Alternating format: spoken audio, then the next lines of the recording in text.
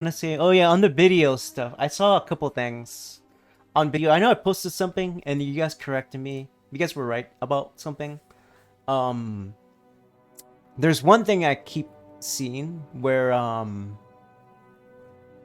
lot of people are just complaining about game development. Like you see indie game developers or solo developers where they make a game, it does okay, and then they make their next game, which is nothing really related to their next game.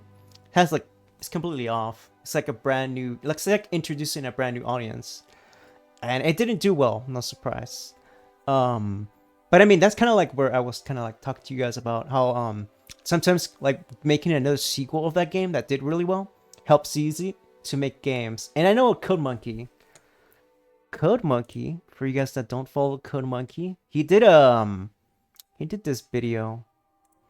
I don't want to watch it, but for you guys to want to see it, he did this video on how to make money on games development. Where is it? Right here. It's pretty interesting actually. You should still watch it. He did the best strategies for making money, right? And I saw it. The video was pretty good. I liked the video. It was kind of interesting. My only thing with it, he kind of like suggested that you should only focus on making games that are very generic, right? They're kind of like related to what you make. But he kind of like switched it back and forth. Kind of like said, "Oh yeah, if you want to make money, make games that you're really good at." Like for me, I'm good at top-down shooters, but I'm also good at 3D, and I love doing all kinds of things. So sometimes you never know. It's more making games that you like, but also making games that players like. And usually that's a hard part, the player aspect of it. So I wouldn't say this is a true and accurate formula, what he's talking about. He's mostly talking about how, we'll watch the video too if you guys want to see it, how games should be made if you make kind of like a sequel to it. Like say you're doing tower defense games, right? You should only make kind of like tower defense type of games so you can get easier money that way. And if you did a really good job, then it's even better because you'll be mastering the process, which I kind of disagree on. I think if you're a game developer, it's good to know all the aspects of it. Say you make a 2D game, and you just say, okay, I'm only gonna make 2D games. You should just master it. No, I don't think that should be it because I've been doing a lot of 2D games myself, a lot of 2D games, and I just started recently going into 3D games, and I didn't know I was gonna like it so much. So I got really good with Blender. I'm still beginner, like advanced beginner, I would say. But my like for 3D making 3D games is pretty enjoyable, I would say. So I would say, um, don't really rely on this because you never know, right? Maybe you have a 3D game, you might have a knack for 3D games, and your player might like it. So you don't know exactly what you don't try. I don't think you should try to master everything. You should try to do different things, right? Different kind of like objects. And you guys corrected me on Discord. I was wrong this time.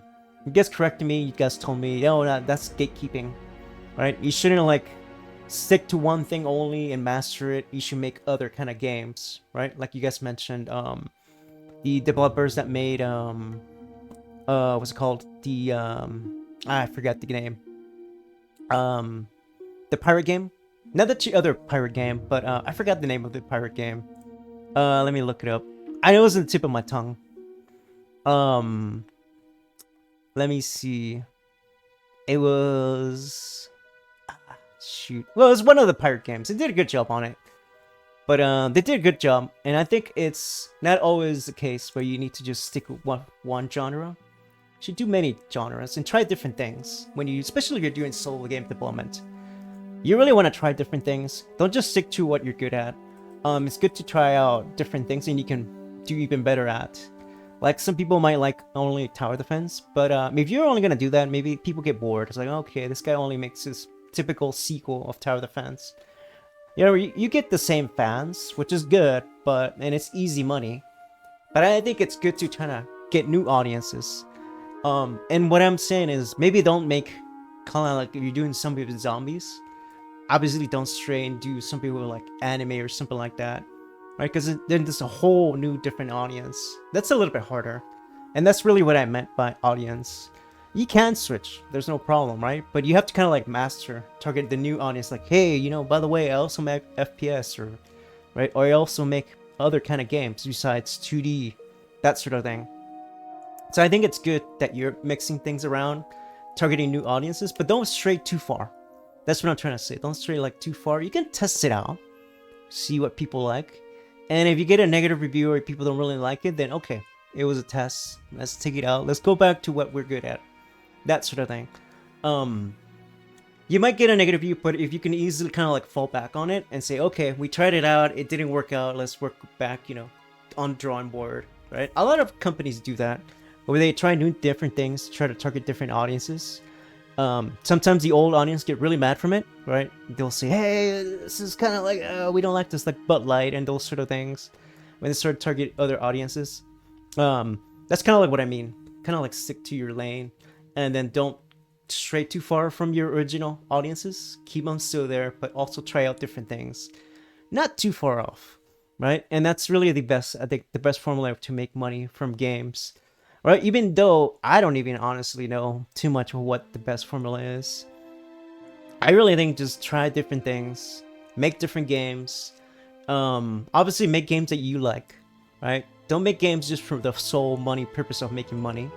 Make games that you like, that you find enjoyable, and then games that you think you will love to play, and then players will like also to play, right? Don't just like say, oh, I'm gonna make this type of game because it's gonna make me a lot of money, right? It's important, yeah, of course, but that might not be a passion sort of thing, right? Also maybe your audience, your target audience or player audience, like the original state, if they don't like it, then yeah, you can just do it as a passion project and just say, okay, well, I tried it, it didn't work out, let's do something else, right? Because you never know, right? Some people might say, you know what, this game's not really for me, or some might say, okay, yeah, this game's for me, and you might get more audiences, but your older audience can still stay. You want to be in that neutral zone where it's kind of like, it's not too far right, but it's just neutral in the middle. And that's really the best way of keeping for game development. All right. And make sure to check it out. Code Monkey, best practices on money. Let me know what you guys think. Of course, these followers are gonna agree with him, but yeah, check it out. Let me know if you think it's good or it's not. All right, it's good to get different perspectives. My perspective for sure.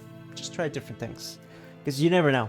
Maybe one game might do not well, and another game might do really well that you never even thought of, right? Who knows?